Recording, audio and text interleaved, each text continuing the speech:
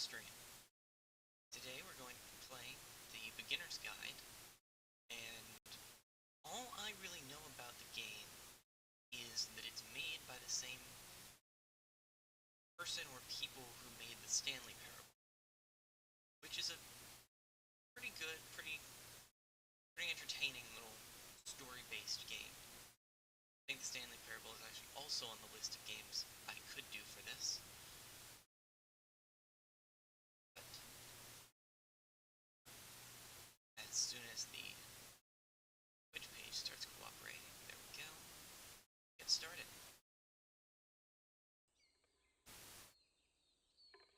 So yeah, like I said, I know pretty much nothing about this game.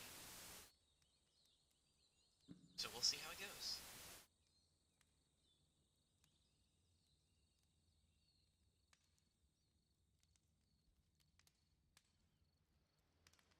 Is indeed on, and hopefully you guys will be able to hear it.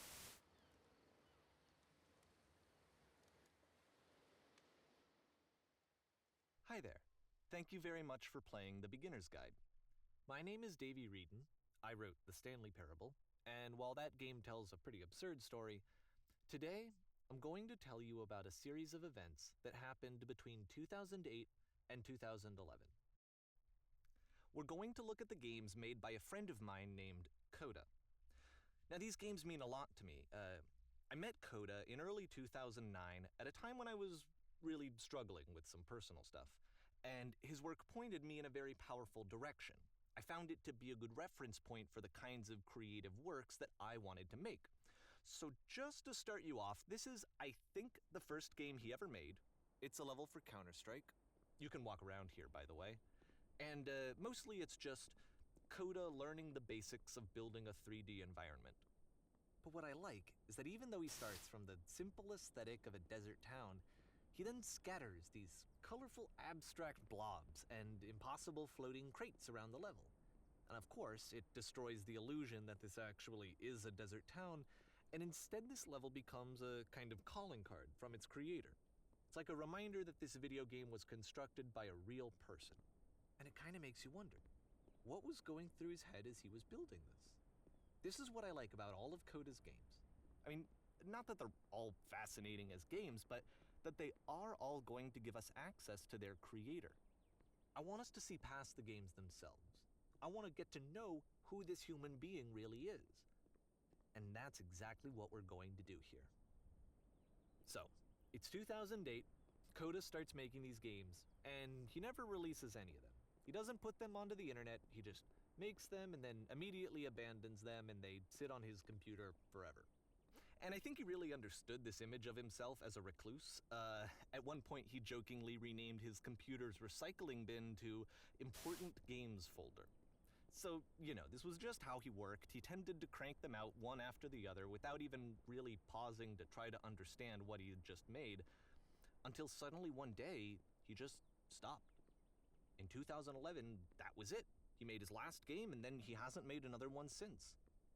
And that's why I've taken this opportunity to gather all of his work together, is because I find his games powerful and interesting, and I'd like this collection to reach him, to maybe encourage him to start creating again. And if the people like you who play this also happen to find his work interesting, then I'm sure it'll just send that much stronger of a message of encouragement to Coda. So thanks for joining me on this. If you have a particular interpretation that I haven't mentioned here, or if you just need to get in touch, you can email me at daveywreden@gmail.com. Okay, that's about it for introduction. Let's take a look at Coda's first proper game.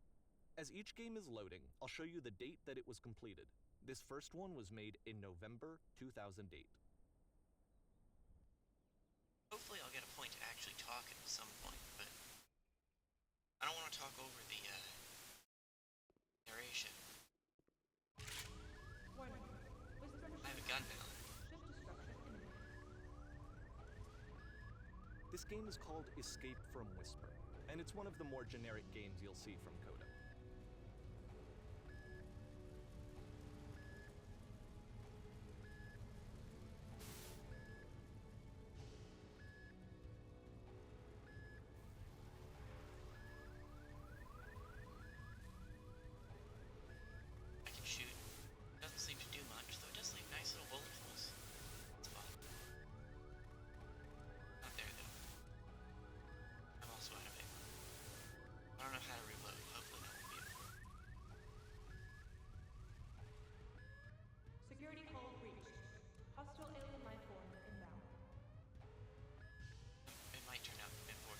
kinda looks like this game was abandoned mid-development. For instance, you have this gun, which you'd think would indicate that there are supposed to be monsters or enemies somewhere, but then clearly there are no enemies anywhere. You can't even reload the gun when you run out of bullets. But ultimately, we don't really know. Maybe Coda thought that actually it was complete the way that it is. And I think that we should talk about his games for what they are, rather than for what they're not. Enemy force neutralized. Begin ship evacuation. There's some nice space out here. I love how you can see the bottom of the universe from this room.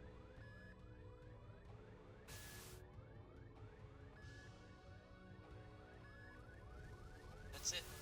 That's all there is. Some nice space, and then empty gray expanse.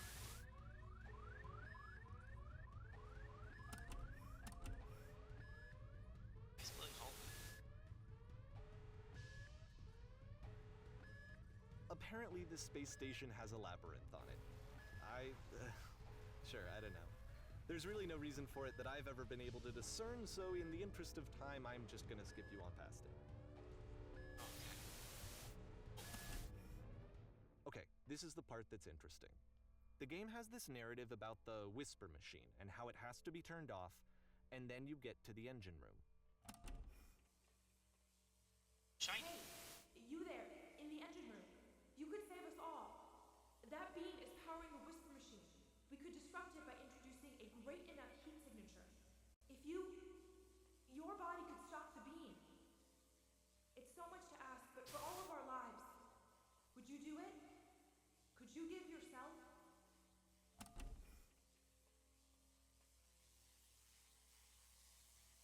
Jump into the shiny. Jump into the shiny. Let me pause here for a second. What you just experienced, stepping into the beam and then dying, is probably what Coda had initially intended when he was developing this level. But when he first compiles and plays it, something goes wrong. There's a bug somewhere. And this is what happens instead.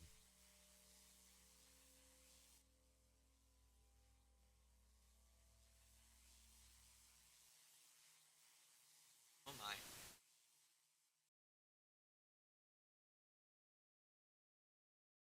At least I can see the labyrinth. The beam causes you to start floating. And this is an important moment for him. Because yes, this is technically a glitch, but Coda identifies something human about it. Like how small it makes you feel in the face of this larger chaotic system.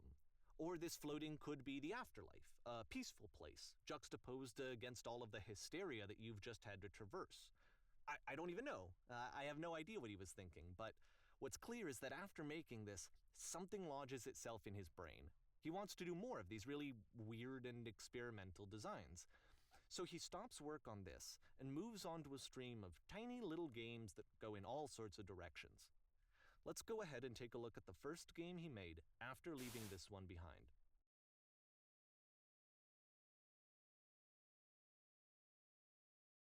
This is interesting so far.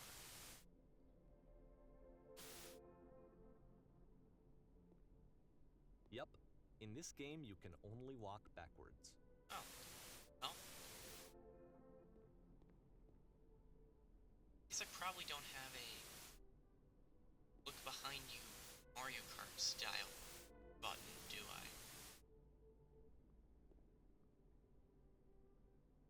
So it's a short and relatively minimalist experiment combining motion and narrative. It is less advanced than the previous game, but actually it seems to be more focused, more complete. Coda's trying to give it a unique voice rather than simply basing it on a pre-existing trope.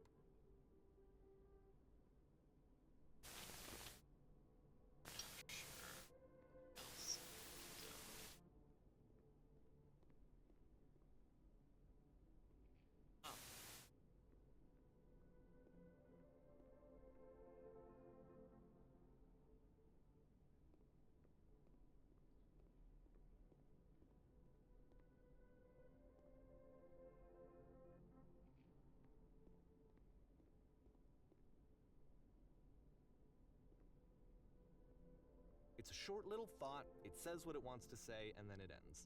Didn't need anything more than that. Which to me is why it works, because it gets out quick. Okay, next one.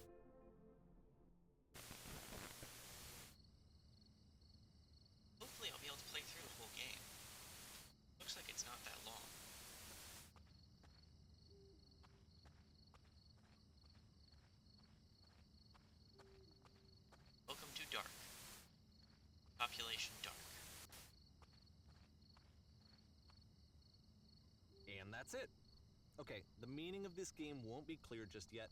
Please be patient with me for a few more games, and I promise you'll see what makes it interesting. Now we're in December. Oftentimes, Coda would put bizarre titles like this one at the start of his games. Staircase. I wish I'd known him at the time that he was making these early games. He would really only talk to me about his work as he was making it. Once he stopped work on a game, that was it. It was dead to him. And I don't agree with that at all, but what are you gonna do? Staircase. Slower. Once you've been slowed to an absolute crawl, the door at the top of the stairs opens. So why, if Coda's not showing these games to anyone, why bother opening the door at all?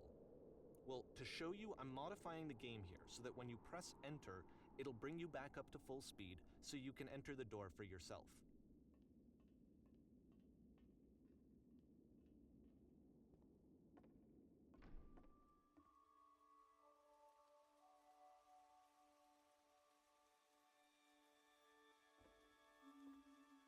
Wow. A room that's warm and nice and filled with little ideas for games.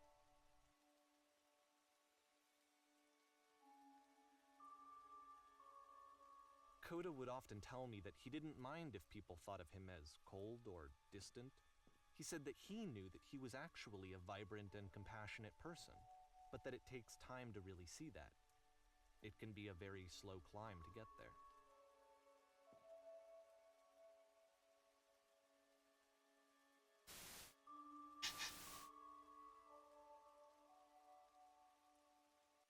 Should've gotten more time to look at those. Some of those were pretty great.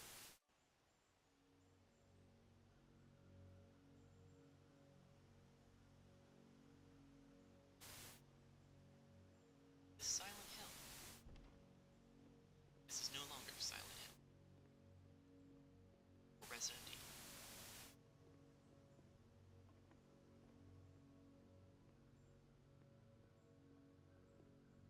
Well, this is new for Coda. It's an actual puzzle. Go ahead and see if you can solve it.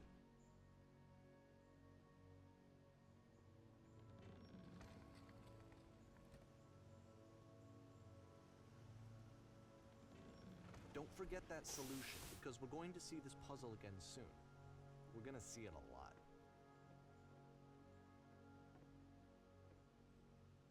It's like a situation of when one door opens, another closes. Or, scratch that, reverse it. So that seems to be it, right? You walk down a corridor, you solve a puzzle, you get to the end. Simple enough. All right, now I'm going to modify the game again so that when you press enter, it'll remove all of the walls from this room. Fine.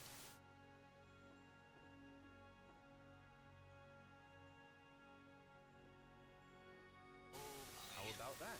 There was more to it than we had any way of knowing. I actually find it funny that this game comes after the Stairs game, since they essentially convey the opposite idea. So, in the Stairs game, a dull exterior concealed a rich interior. And then, in this level, a dull interior hides this fantastic outer world. Either way, I think that the point is the same, is that most of the time you don't get to know what you're missing, or even that you're missing anything. That's not your role as a player. So if your role here is not to understand, then what is it?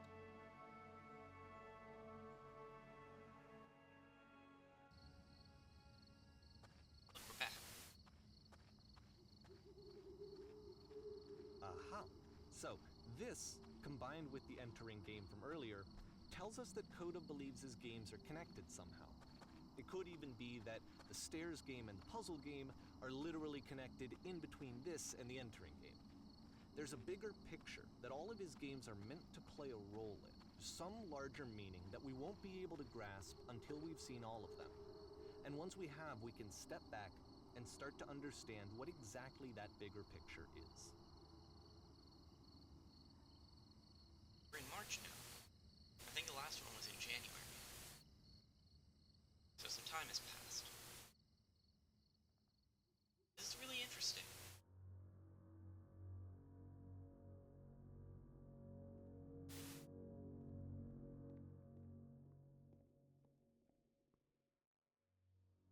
let's talk about video game development for a second. Every video game runs on what's called an engine, which determines what the game can and cannot do. So in other words, the engine is a set of tools for game development. To make all of these games, Coda is using an engine called Source. Like all engines, Source has certain things that it does well, and it has certain things that it does poorly. One of the things that it does very well is boxy linear corridors. That's why so many of Coda's games are set in these large, flat, empty rooms, is just because he's working with what the engine does well. The tools available to the creator shape what kinds of creative work they're going to end up making. You might consider paying attention to the architecture in Coda's games to notice how they seem to stem from an engine that's very good at producing linear, boxy corridors. It's hard to see, but there's glass here.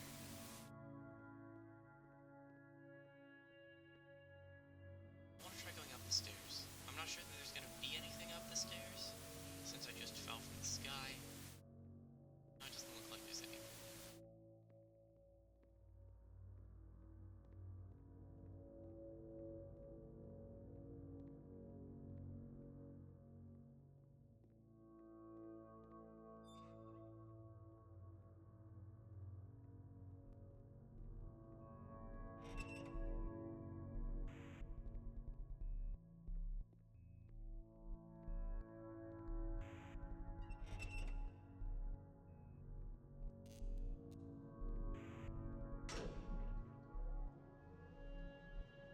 I guess I'm going up now.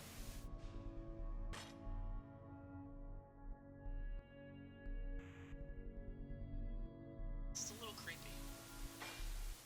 This prison, funny enough, in Coda's original design, the doors stayed shut for a full hour before letting you go.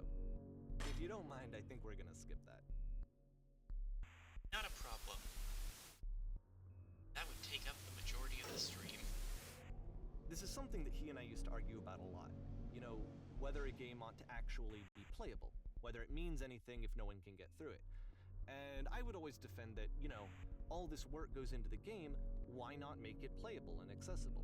And so we just got into heated arguments over it, and there was one time that after one of these conversations, he went home, and a day or two later, he sent me a zip file entitled Playable Games that was full of hundreds of individual games, each of which was just an empty box that you walked around in and nothing else. Believe me, I played every single one of those just to find out if there was like a gag hidden somewhere. There wasn't. Hopefully we're not going to get all of those. This is nice. I like this. We're outside. It's the puzzle again, with the exact same solution as the last time. There's still no clear indication of what makes this puzzle so special that Coda is going to return to it over and over. But I promise I'll share with you my interpretation very shortly. There's a lot of red here. It's kind of a nice red. The game audio's gotten pretty loud.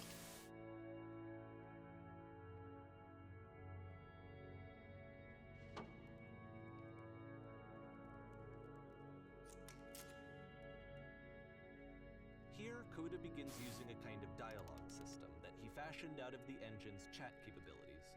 Use the 1, 2, 3 buttons on your keyboard to respond.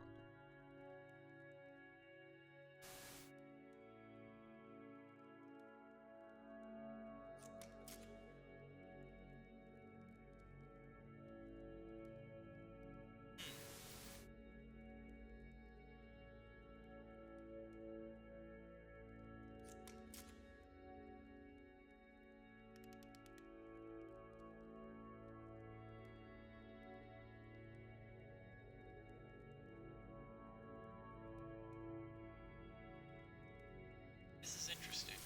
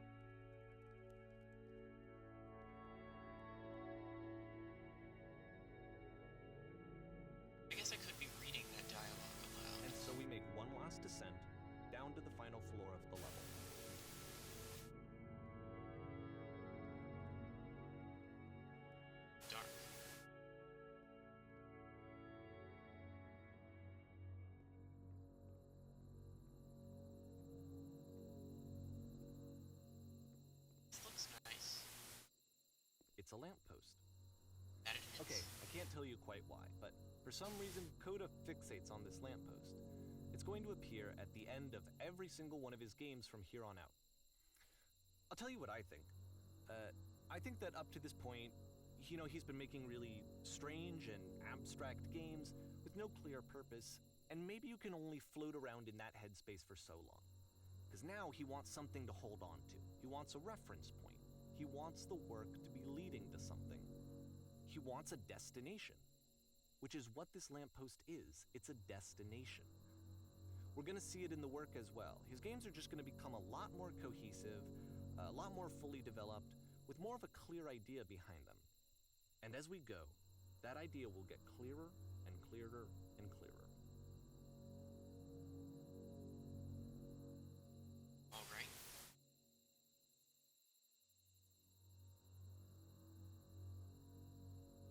I don't know, there's not too much that I can say about all this. It's a lot of going through and following this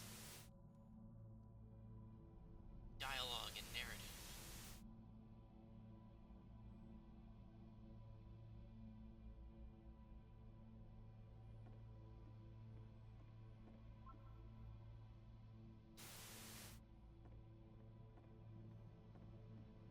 So first off, I'm sure you can deduce this, but this game is not connected to the internet. All of the notes that you're gonna see have been written by Coda. This was actually the first game of his that I ever played. This was shortly after I met him at a weekend game jam in Sacramento, where I grew up. I saw him working on this very level, and it was just so different from anything that anyone else was doing. So right away I was like, I have to be friends with this person. In retrospect, I think I was probably a bit too pushy, trying to get his attention. I was over-enthusiastic. But he was very gracious about it and very patient with me. And I cooled off eventually. Oh, feel free to skip over any of these notes if they're not doing anything for you. Nothing extra is gonna happen if you read all of them. Either way, to me they convey a sense of loneliness. I see this person who's filled with thoughts and feelings and beliefs and has no way to express them except as scattered and unheard voices in a game that wasn't meant to be played. I'm not gonna get to all of these. But it's ironic, isn't it? That in playing this game and seeing how alone Coda often felt, that we get to know him better and actually kind of connect with him. And I have to be honest with you, this idea is really seductive to me. That I could just play someone's game and see the voices in their head and get to know them better and have to do less of the messy in-person socializing.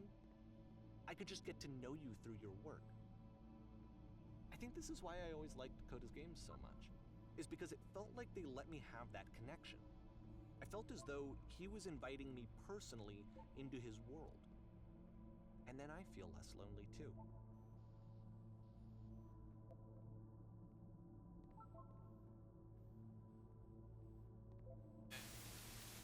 I don't know.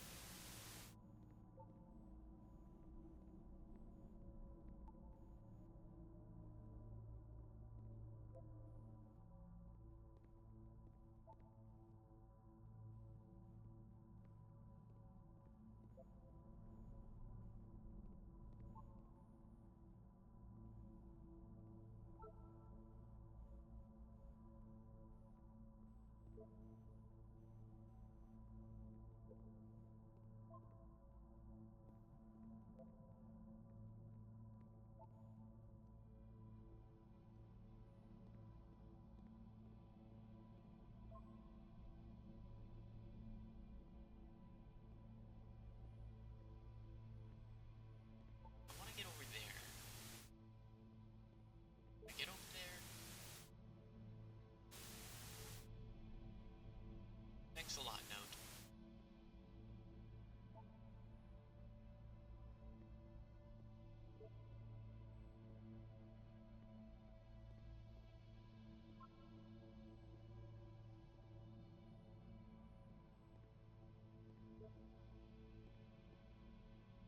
I should probably stop stopping to read all of these notes.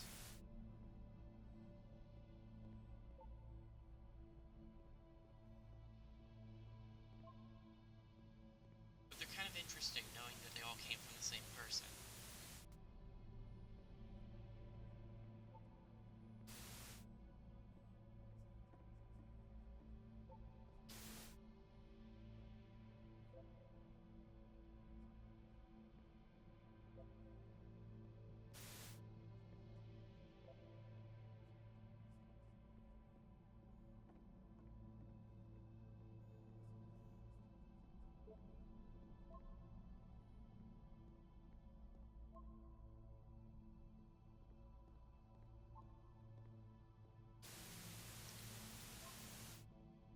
Now into another corridor.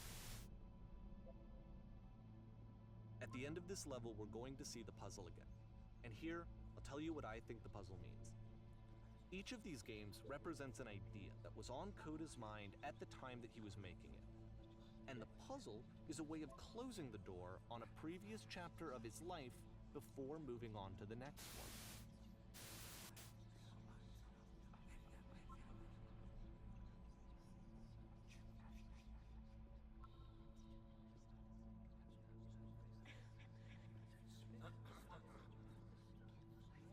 In each of his games, after exploring a theme that, he might find difficult, Coda can then place this puzzle that he knows has a reliable solution, he understands exactly how it works, and so it gives him a simple mechanism for moving on.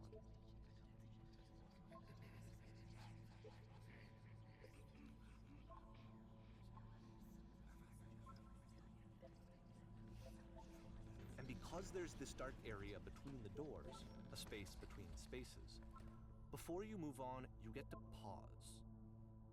Just for a moment, a few seconds to reflect on and let go of the events that led you here.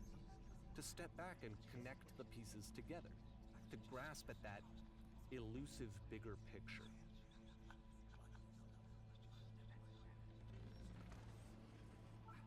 Okay. More orange.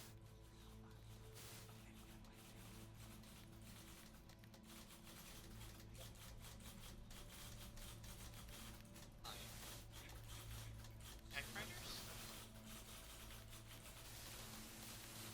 Lots of typewriters. They're very loud.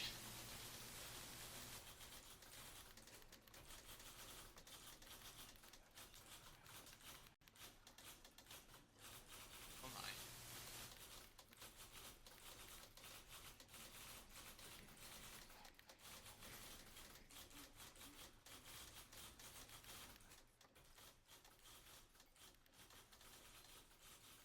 I think the typewriter sound is fading. Okay, this one is tough. It's gonna kinda just spin its own wheels for a few minutes. Hang with it.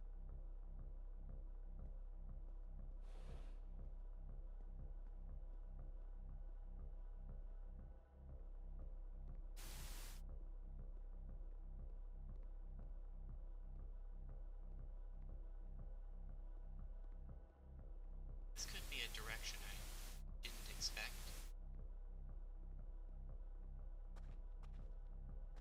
See, this is it. The whole game. And there's nothing that's particularly interesting about it. You just walk to the end of a hallway. Except, for some reason, Coda gets really fixated on this prison that has all of this modern furniture. And I don't know why, but he decides he needs to revisit this prison.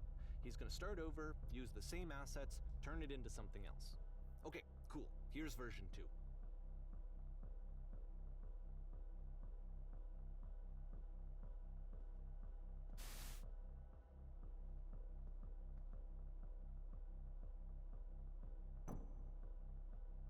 That's not a giant hole in the ground.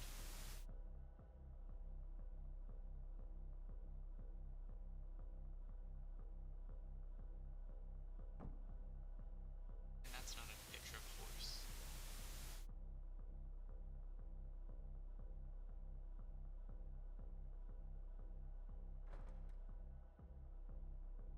Where is my control?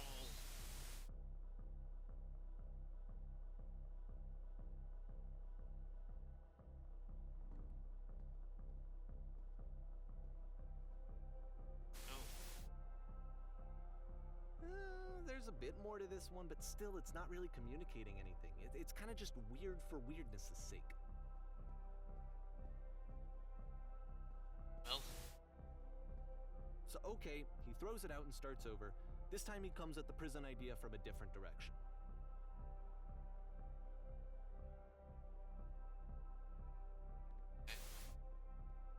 Guess I'm on control.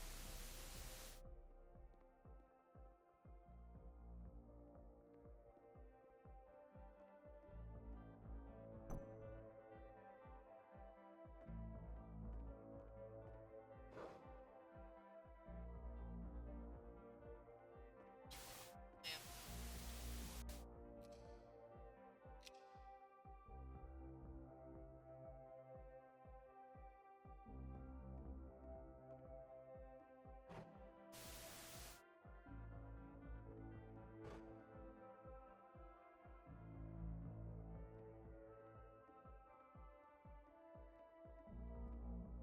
Huh.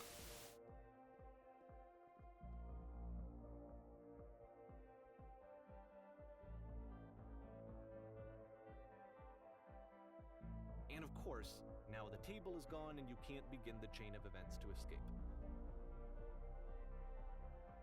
Here's a version where there are no bars, but you can't actually get to the well. And then a version where the inside of the prison is the outside and the outside is the inside. Let me just blink you real quick through a few more of these. I mean, you really unloaded on this prison idea. There's nearly a dozen of them. Personally, I think it's awful to watch this, to see a person basically unraveling through their work. And for what? Like, at what point do you just go, maybe there are game ideas other than this prison that I could be working with.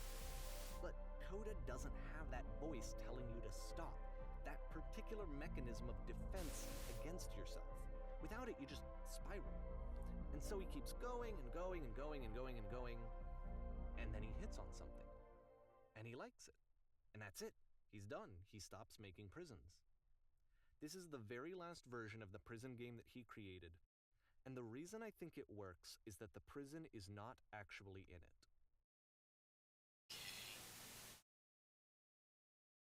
Guess I should move forward.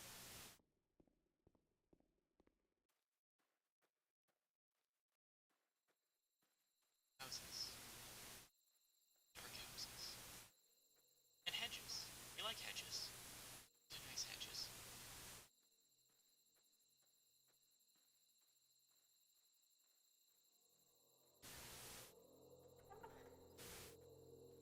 Phone booth lamppost.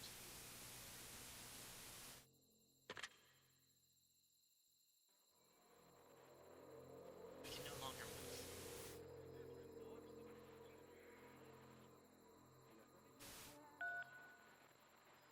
Oh. Huh.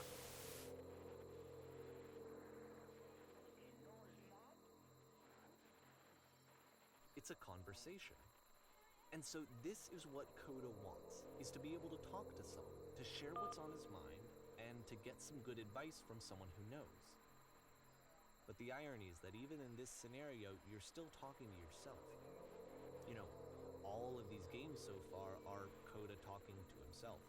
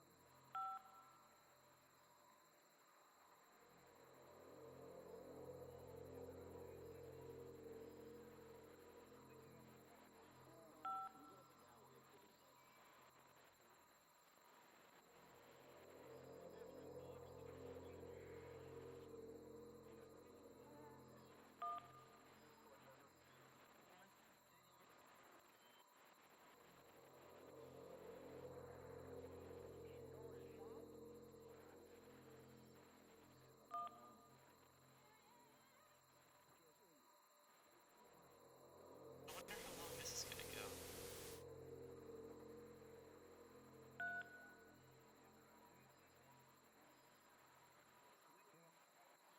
About that I long, can see why guess. he considers this a fitting conclusion to the prison games. After all of the obsession and frustration, just to be told by someone you can trust that things are going to be okay. Wouldn't that be nice?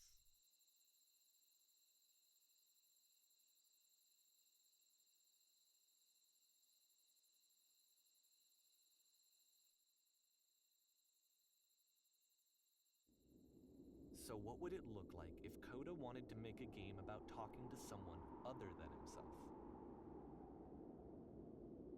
It would sound like wind, apparently.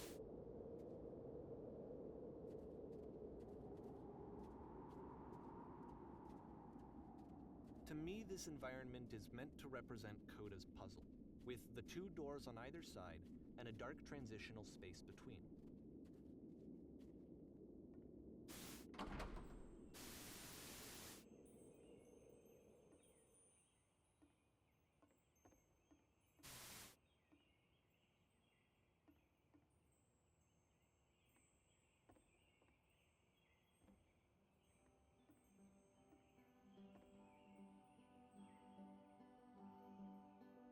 You'll notice that the quality of the art is a step up from previous games, including this new and improved chat system, which he started using from this point on. From here on out, he begins putting much more effort into the visual polish of his work, and this particular game took 2 months to create as a result.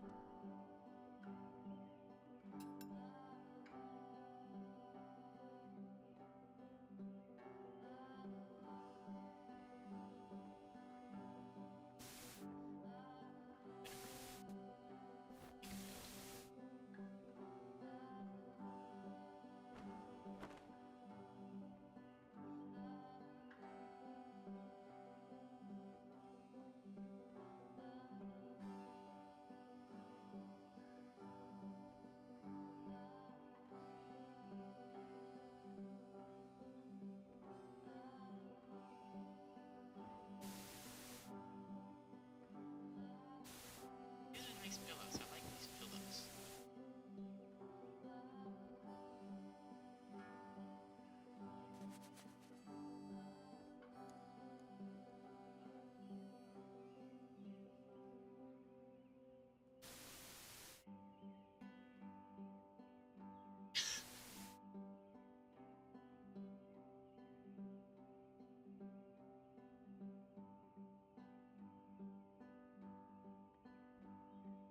That was the wrong choice. Or if it matters.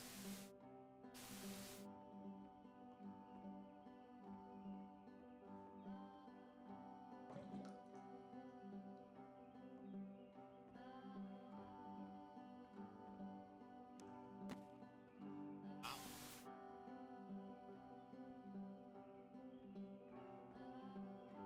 After the intense set of prison games, this house cleaning level almost feels like cleansing. It's the moment after a particularly difficult or traumatic experience where you just need to let it sit and digest inside of you, and eventually cohere into something meaningful.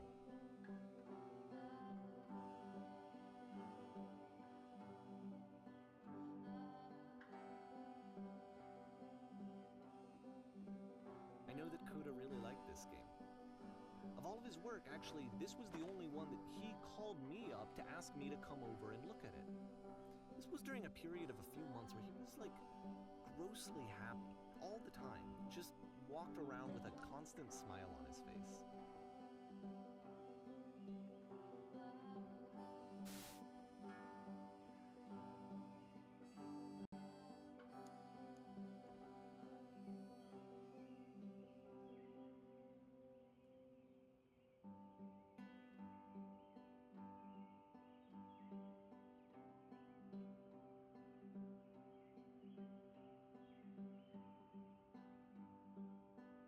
Awkwardness, yay.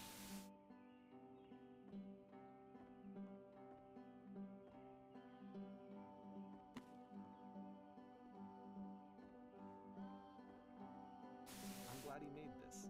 I'm glad he found some peace.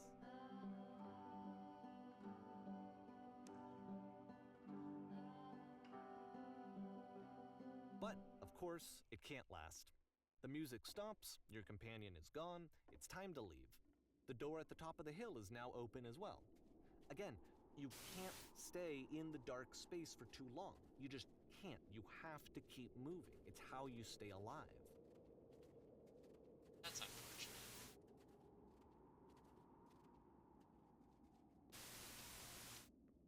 Here's that lamppost again. Which is the whole point of the puzzle doors, right? That sooner or later you have to pick up and move. I I really thought that was the point of it.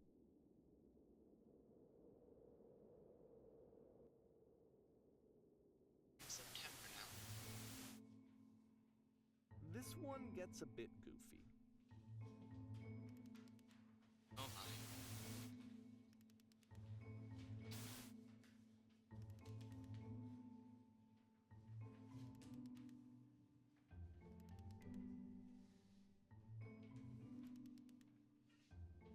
Oh. I like the music here.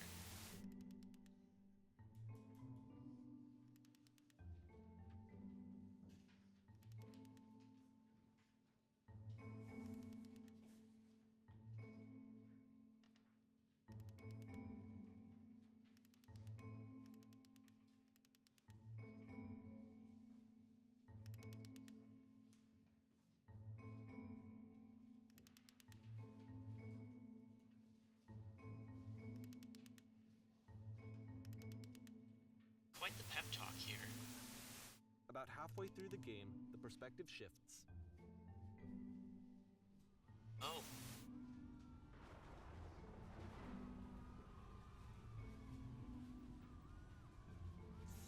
And you play as the teacher. And suddenly, you discover that your teacher is just as bigoted and afraid as you are. Oh, and also you can move around the classroom now. That's nice. It's a nice void.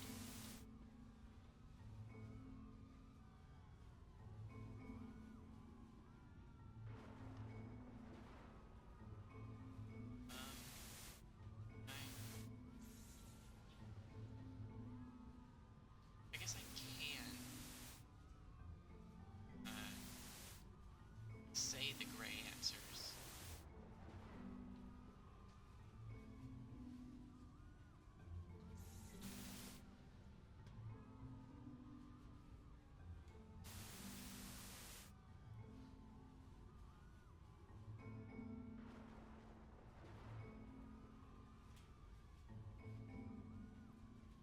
I fell pretty hard for this one. I feel like it's one of the most relatable experiences that you can have. To assume that some other person is perfect and totally fulfilled in every way, Cannot and help listeners. completely miss all of the little flaws that make them painfully human. I think about this game a lot these days. We're in 2010 now. And that was an interesting one. I mean, they've all been pretty interesting, but that one especially. This one took a lot longer than all the others for Coda to make. It was 4 months between this and the last one. I noticed That's that. twice as long as it took him to make any other game before this, and it's not like it's particularly complex, so I remember I found that a little strange at the time. Aha. Oh dear.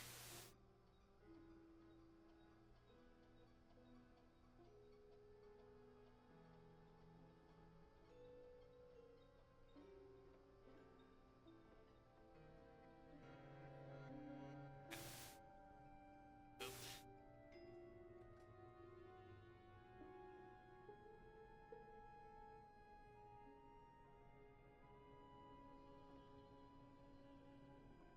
Selena.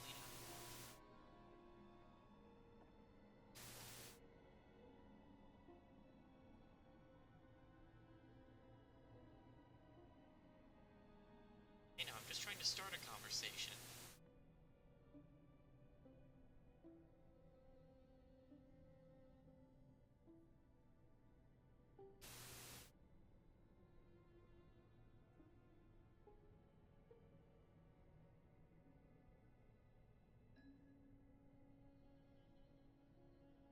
At least you're giving me something.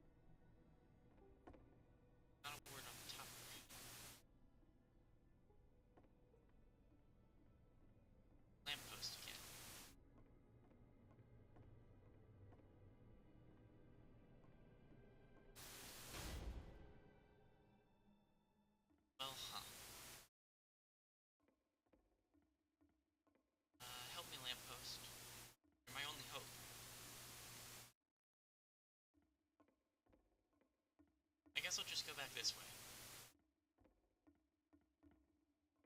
I don't know if we'll get anywhere. The game ends with this eerie premonition of what's going to happen next in Coda's life. The solution to social anxiety, to fears of having to perform and having to chase success, the answer for Coda is to withdraw, to hide himself away. Which is what leads to scenarios like the stairs that slowed you down several games ago, where it just becomes harder and harder to access Coda's inner landscape because he keeps retreating. He just keeps backing away from possible connections to anyone other than himself. And to be honest, I didn't consider it very healthy when I first played this game. You know, it looked to me like he was trying to justify the idea of just disconnecting yourself from the world. And that wasn't what I wanted for him or for his games. Because I feel like a lot of his games are inviting me to connect with this person, to bring him closer. But what can you do? After this, Coda went off and took another 5 months to make a new game. And now we're in June.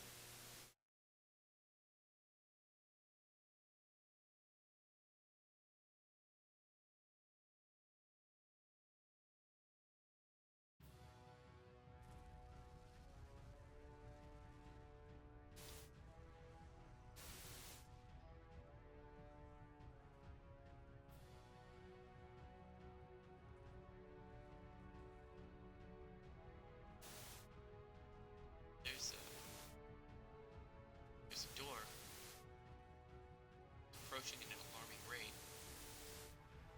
Please stop. Here.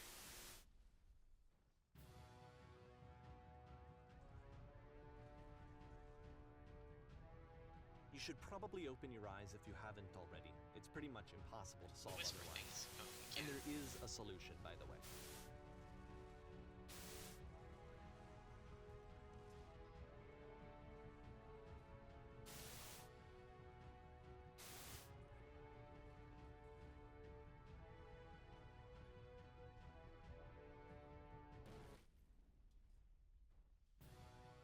Huh.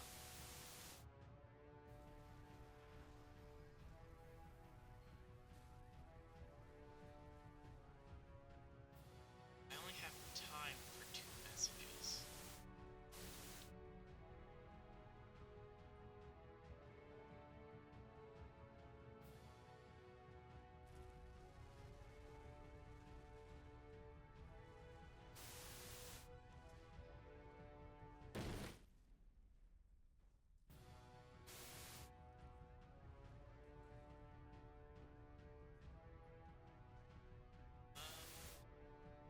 See if I can get up to that lamppost.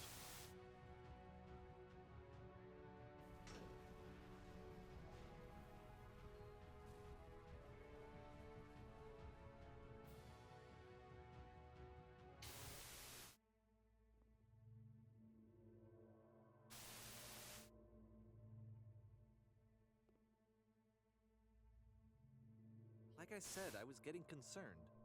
First off, he's never been this explicit in his work about exactly what he's thinking. So where's that coming from? But then even weirder, his work has potentially stopped being an outlet for him. Not like he's having trouble iterating on ideas, but he literally just can't think of new ideas anymore. And in person, he was being a lot more distant than usual. Like, you know how sometimes a person will just deflect anything that you say in order to keep themselves disconnected all the time? It was that kind of thing. Here was the point in my relationship with Coda where I really started to wonder if he needed my help in some way. His games are going to get more desperate from here on out. After this game, it's almost 6 months before he finishes something new.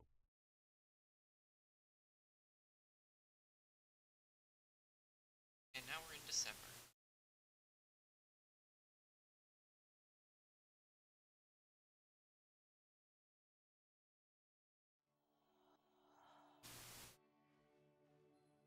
It's a tree.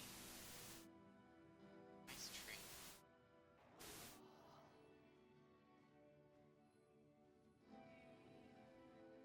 Good tree.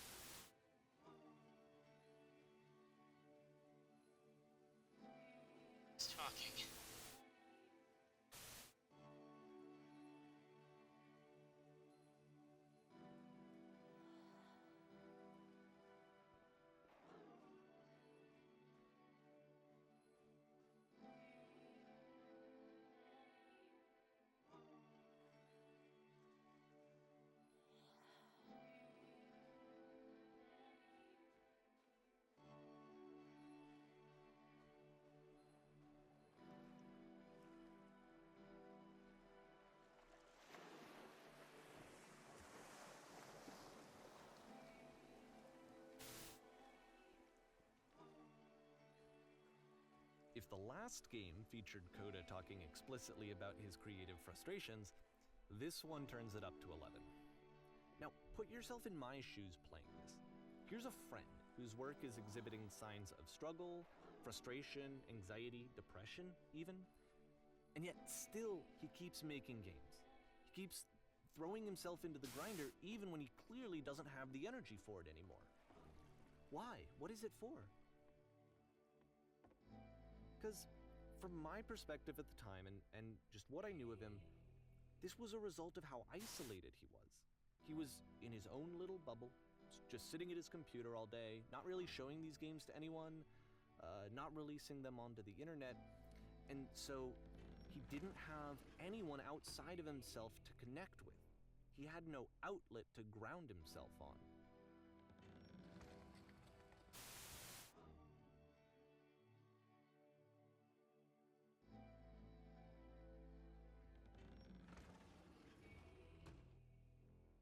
You can't talk yourself out of loneliness.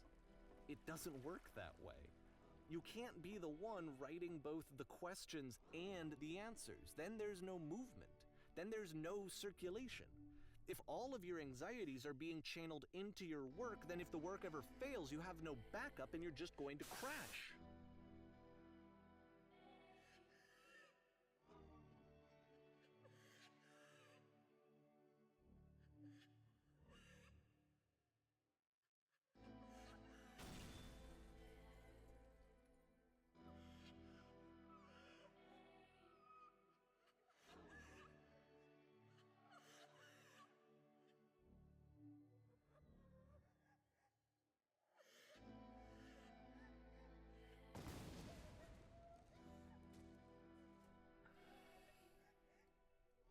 Seeing this game at the time that he made it, it looked really unhealthy to me. I was watching him do this to himself, and I hated it. I hated seeing him so trapped. It's like, video games are not worth this amount of suffering. This is someone I really cared about, and I used to get so much joy out of seeing him create. For him to suddenly become angry and frustrated like this, it was the worst thing for me.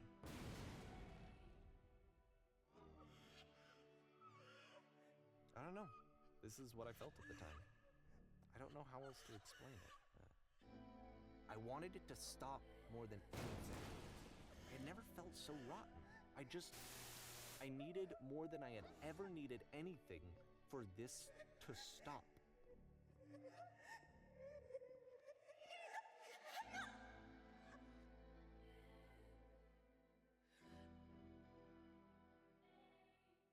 But it didn't stop.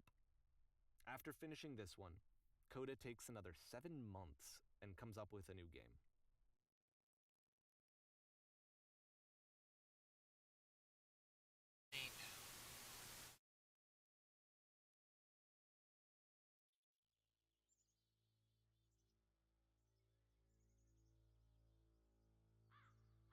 Someone going into game development, this is getting a little bit heavy.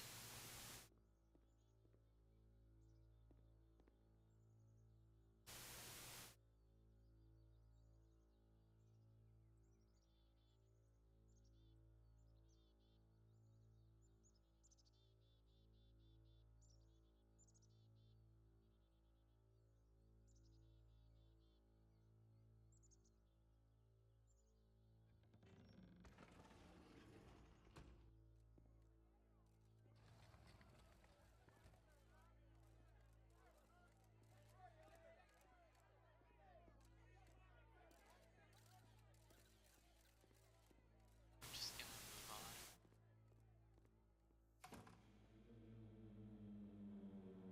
And of course, it's the machine.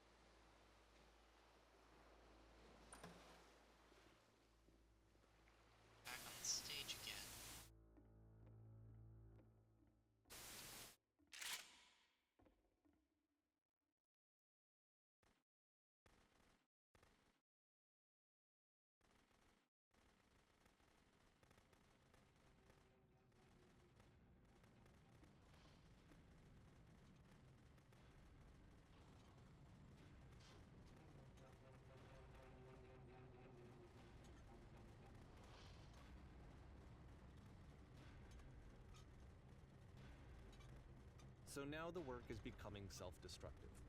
And I'll tell you, at the time that I first played this game, shortly after he made it, here's what I'm thinking to myself. I'm thinking that code is stuck in his own head, and that it's having a very negative effect on him, and that all he needs to do is just start showing his work to people, to get some actual feedback on his games. It might get him out of isolation. And so, as I'm thinking this, I realized that I could be the one to initiate it. Because it would never occur to Coda to start actively soliciting feedback, so what if I did it for him? If he could see the difference it would make to have more actual conversations with other human beings, would that bring him out of his mental spiral? Would it give him confidence in himself? Would it bring meaning back into his work?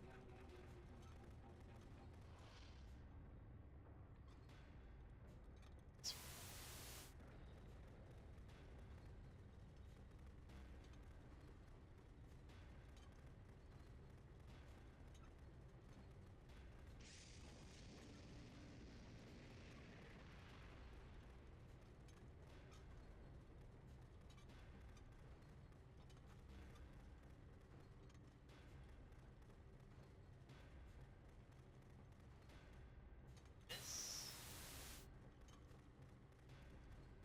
I could see where concern was coming from. Oh, So I started showing Coda's work to people. I took this one, and the islands which you just played, the theater, the notes, the house cleaning game, and some of the prison escape games.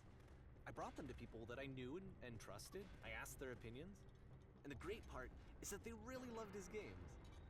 You know, the point of it all was just to give him some external reference point, but they genuinely loved his work. There was nothing for him to be afraid of.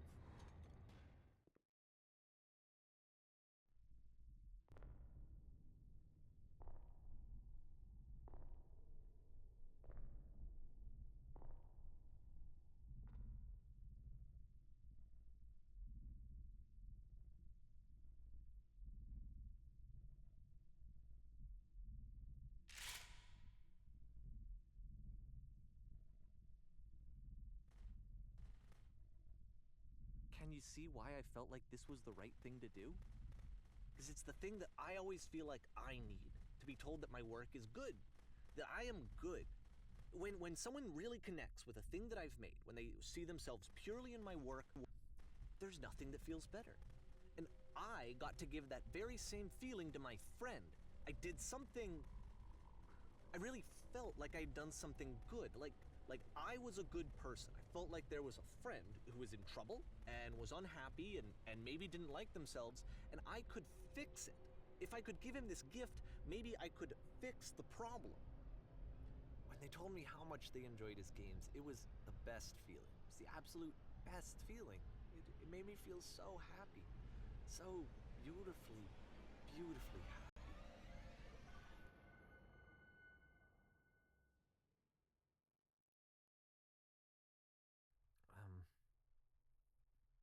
So anyway, Coda finishes this game, and then really he just kind of takes off for a while. So this is June of 2011, and I didn't hear anything from him for several weeks, I guess. And so out of nowhere, one day I get an email, and it's got a private link to a new game of Coda's. This one is called The Tower, and to my knowledge, it's the last game that Coda ever made. So let's take a look.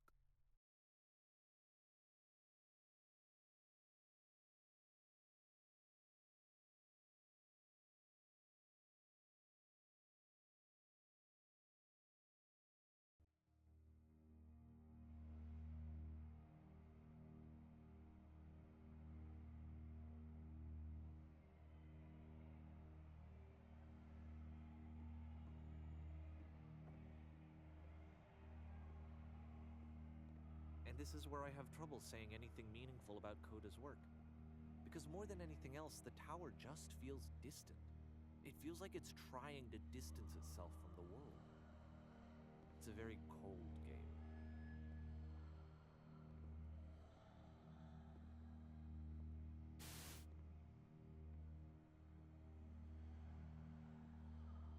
This room actually has a maze in it. except that all the walls of the maze are invisible. And then every time you touch one of the walls, there's this awful flashing and noise, so the experience is really miserable. The game goes beyond not being meant to be played, it actually seems to despise the player for trying to play it at all. But I do want to show you the rest of the level, so when you're ready to continue, press enter and I'll put a bridge over the maze.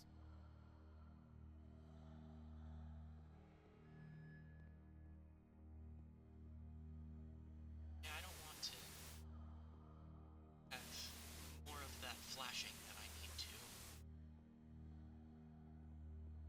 And to be fair, it's not like this is the first game that's needed some modification to be playable. Like the house cleaning game. You know, that one used to actually loop the cleaning chores and you just cleaned a house forever. I had to cut it off so that you could exit the house and the game would actually end. But that game had an idea that it was actually trying to communicate. What's the deeper idea behind the invisible maze? The only way past this challenge is to randomly guess the 6-digit code. Like the invisible maze, it's frustrating to me, because it's the opposite of everything else that Coda has made. It doesn't encourage thought or engagement. It doesn't ask anything of me, except a lot of my time. If I could have reached him during this time, then maybe I could have asked him, but I couldn't. I still don't really understand why this is here. I'll put the code on the ground for you here, though, so that we can move on.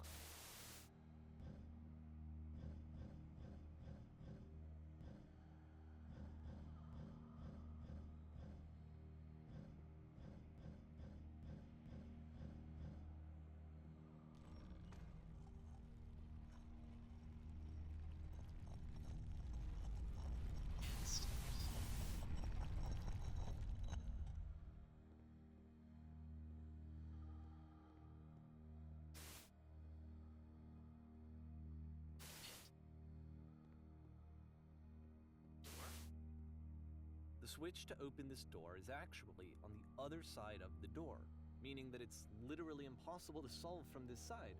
So even if you somehow brute forced your way through the first 2 challenges, and you got to this point, there's actually just no way to progress.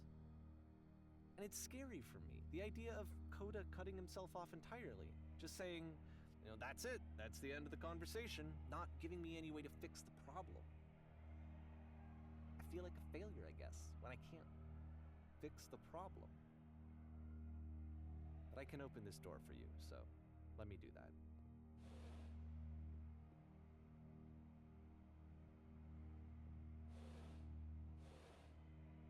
Was I a failure for not understanding this game? I mean, I don't know why I would be. It's not like everything needs to have a solution, but I feel it somehow. I feel like I failed, and I don't understand why. I remember, it's June of 2011, I'm playing this for the very first time, and as I'm playing, I'm thinking to myself, I don't know this person. I have no idea who this person is. It wasn't the guy I knew, it wasn't my friend. I had come to so many conclusions from looking at all of his work up to this point, and then suddenly none of them... I had been trying to, though, that was the thing. For years, I was trying to get to know him, to understand who he actually was and what he stood for. I asked him so many times to please just tell me what his games mean to him. I asked him please to tell me what the 3 dots mean. And he wouldn't.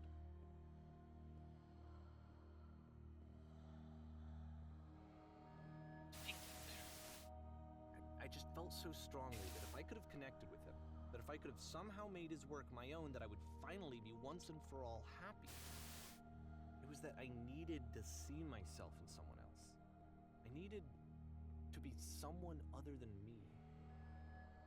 But he stopped and left, and it felt somehow like I had failed.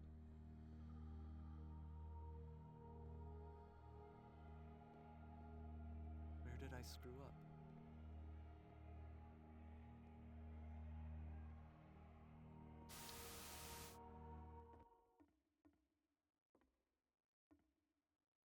I'm the reason that you stopped making games, aren't I? It's because of what I did. I poisoned it for you.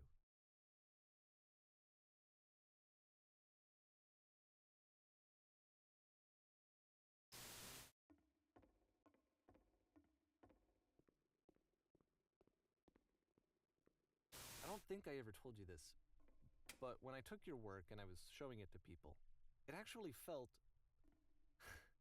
It felt as though I were responsible for something important and valuable.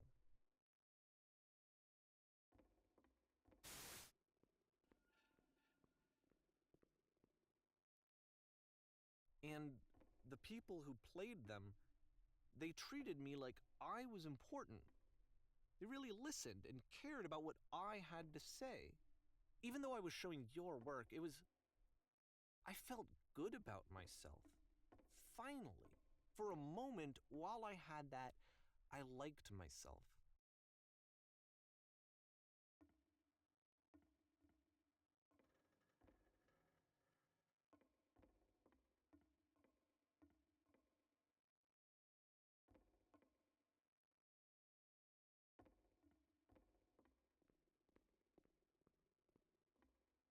And then you stopped, and I didn't have anything left to show people. I just had to be with myself. And as soon as that happened, there was no feeling at all. Nothing. Less than nothing. What does that mean?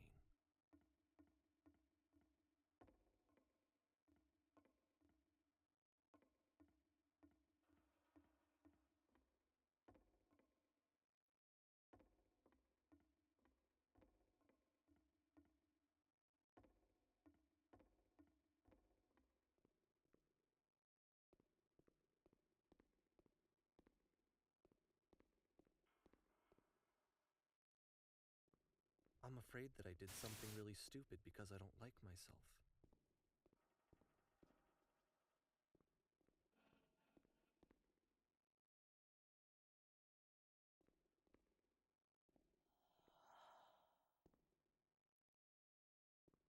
That's why I'm releasing this collection of your work, is because I haven't been able to find any other way to reach you. I've tried everything. And so a part of me has hope that if I put this compilation out into the world, and if I put my name on it, that maybe enough people will play it so that it'll find its way to you, so that I can tell you that I'm sorry. I know I screwed up. If I apologize to you truly and deeply, will you start making games again? Please, I need to feel okay with myself again. And I always felt okay as long as I had your work to see myself in. I mean, is something wrong with me? Because I know that I did an awful thing, and I'm doing it again right now. Like, I'm showing people your work, but I can't stop myself from doing it. That's how badly I need to feel something again, like I'm an addict. There has to be something wrong with me. Can I apologize? What if I tell you I was wrong? Will that work? Will that fix it? I don't know. I don't think it will, but there's nothing else that I can do. Just tell me what you want. I'm sorry. I'm sorry. Please, start making games again. Please help me. Please give me some of whatever it is that makes you complete. I want whatever that wholeness is that you just summoned out of nothing and you put into your work. You were complete in some way that I never was. I want to know I want to know how to be a good person. I want to know how not to hate myself. Please. I'm fading, and all I want is to know that I'm going to be okay.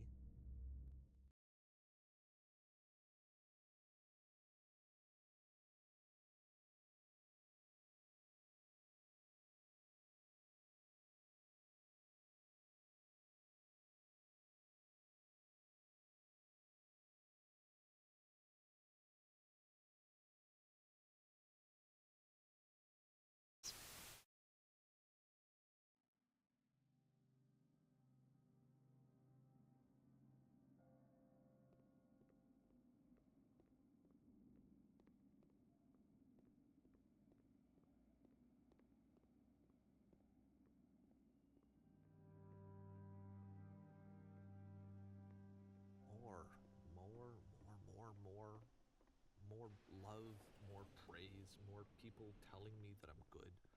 Always more. It's like a disease. Solution.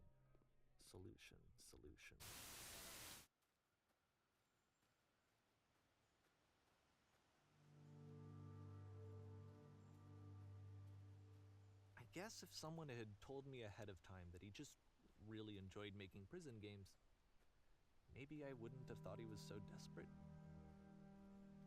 I wouldn't have told so many people that he was depressed. Maybe he just likes making prisons.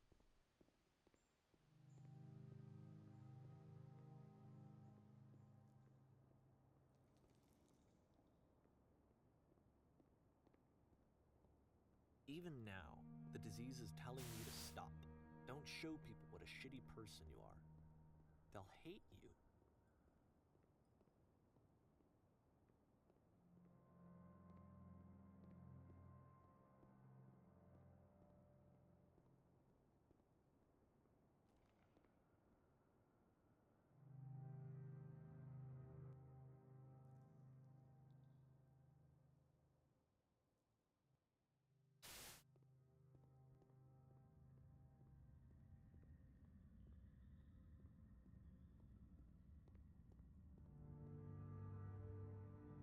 Sorry about the overall lack of If I knew that my life depended on finding something to be driven by other than validation, what would that even be?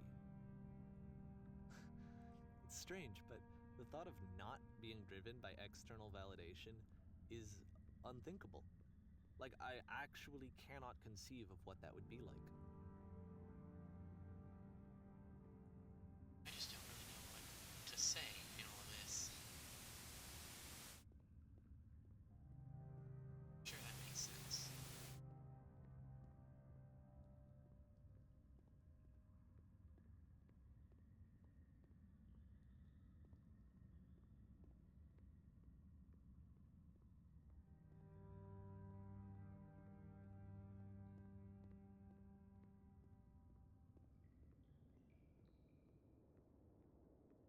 What now?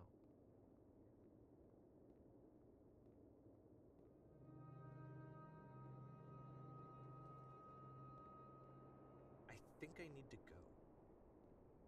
And I'm sorry, because I know that I said that I would be here and I would walk you through this, but I'm starting to feel like I have a lot of work to do. I have a lot that I need to make up for, and so I'm just gonna... Okay.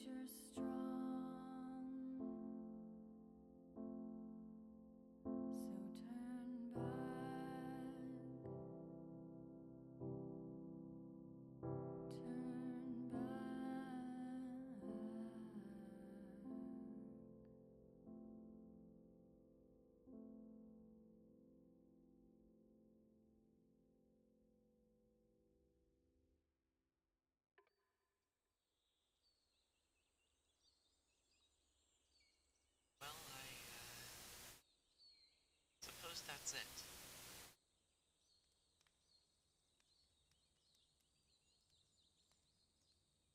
I'd heard that the game was a little bit heavy.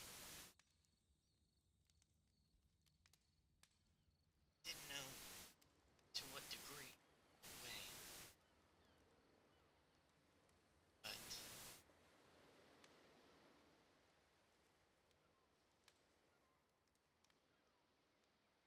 I guess I'm not sure how I feel about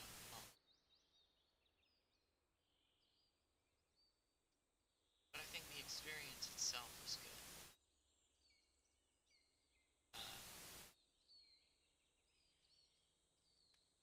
Next time we're gonna be doing more Terraria, getting back to the fishing run.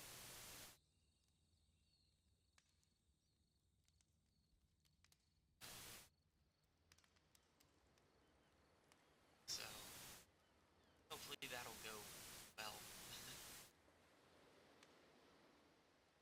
But anyway,